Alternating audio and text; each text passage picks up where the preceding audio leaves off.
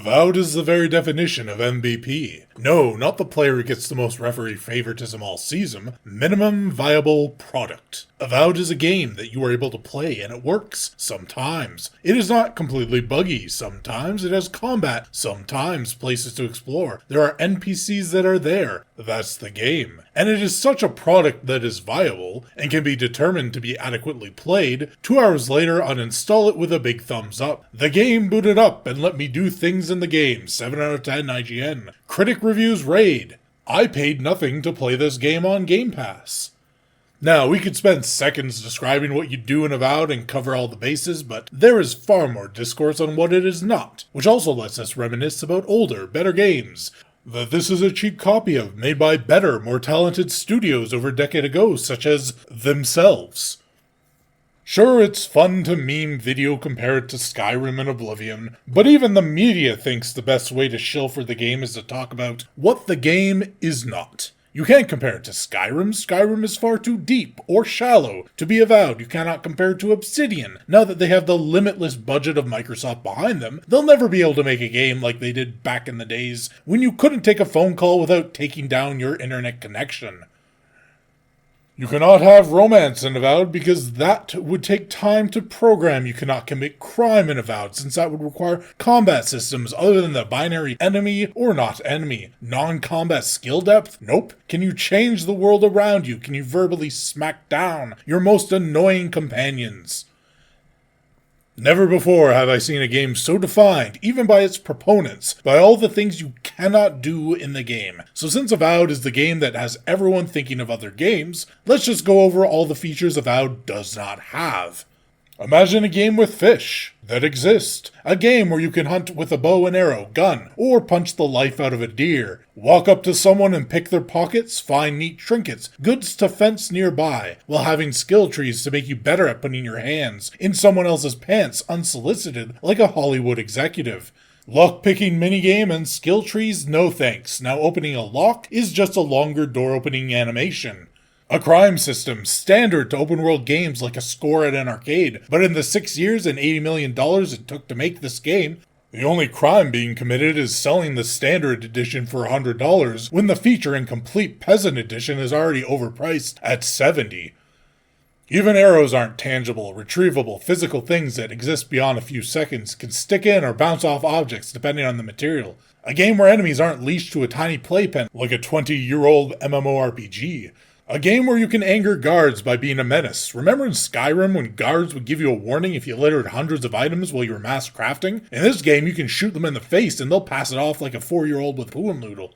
A game where you can get off the rails and go build your own adventure, move and drag objects in game, where items can be dropped and have presence, with physics that have been around for decades. Diving into water, or at least die upon hitting the surface, rather than dying from shock half an hour before hitting the ground. Functional AI, I've seen asset flips with better mob pathing. What would it be like to be able to interact with the environment, set things on fire, ripples on water, lasting change due to actions, destruction wrought in your wake?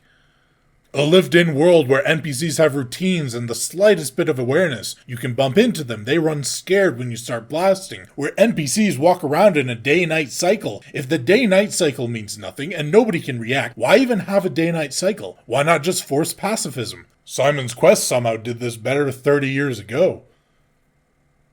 If Random Studio 420 made Avowed, it would get passed off like the Unreal Engine 5 version of an RPG Maker asset flip. But nobody expects AI quality from Obsidian. Just like when Arcane made Redfall or the Saints Row reboot. Well, we cannot just expect them to have Bethesda-style games. We can't even expect them to make Obsidian-level quality games when they're Obsidian. Instead of making games with impressive scope and intriguing stories, they made a game where nobody will remember the story or characters in 2 months. But with the sung praise of the combat and gameplay, will surely be immortalized beside the likes of Devil May Cry, Monster Hunter Wilds, and Halo 3. We need to expect less. Just like with Bethesda, Blizzard, and Ubisoft, you need to want less, and be happy with it. Avowed is the reason the games industry and their media butt puppets warned gamers not to expect the industry to ever make games like Baldur's Gate 3, but to definitely expect to keep spending money as if they were.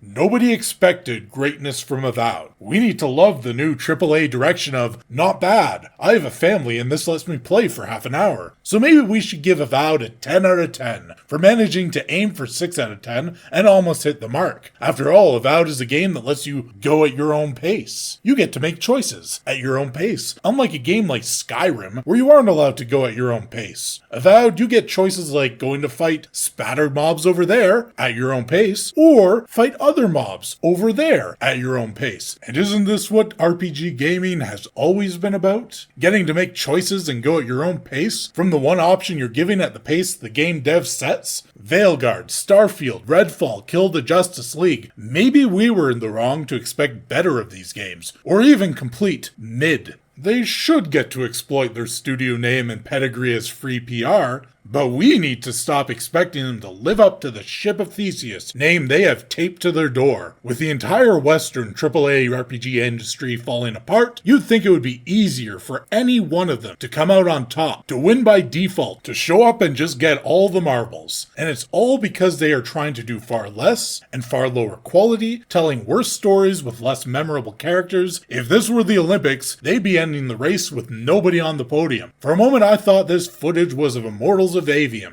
Remember that one? No, nobody does. We were in the wrong longing for complex, beloved games like New Vegas, the storytelling of KOTOR 2. How did we not understand cookie-cutter action hack and slash was the future of gaming?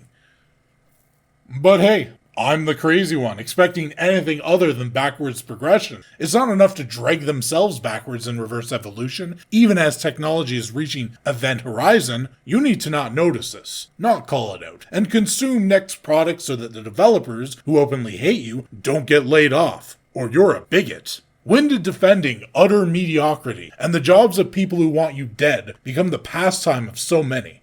No, really, we're going off topic. We'll get to Avowed in a bit, at our own pace. I can understand why people got up in arms arguing between Halo and Modern Warfare, Ocarina of Time and Link to the Past, Final Fantasy VII and Final Fantasy VI, Skyrim and Avowed. Scratch that last one. I just got back from the DICE Awards. Retardation is contagious. If I go around saying Mega Man X controlled like a dog that found all the Easter chocolates, I jump to 5-star heat on social media with people giving detailed write-ups on why it was the best side-scroller of all time. But when I was talking about how Concord was going to be the year's biggest flop without a single redeeming trait, why are the people telling me to shut up coming at me with the likes of, "You bigot, how dare you slander this game? The combat is okay. This game has some potential. I could see it becoming a game some people might play if there were no other available games and they made it free to play. You just want characters that look cool or attractive so you can goon. I like that the characters are all ugly, and if you don't agree, I will find you and Minecraft your entire family." Well, that escalated really quickly. These people consider the game mid. Half the time, they don't even buy or play the games they run defense for. Yeah, they're acting like I just John Wicked their dog.